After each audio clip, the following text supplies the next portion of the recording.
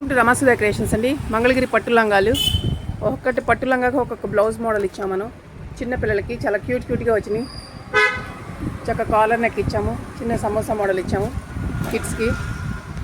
ఇది ఒక మోడల్ అండి. ఇంకొక లెహంగా అండి. దీని మీద బ్లౌజ్ కూడా మోడల్ చేసాము. చక్క మంగళగిరి పట్టులో వచ్చిన ప్రతి బోర్డర్ని మనం చక్కగా యూజ్ చేసుకున్నాము. చక్క స్క్వేర్ నెక్ ఇచ్చాము.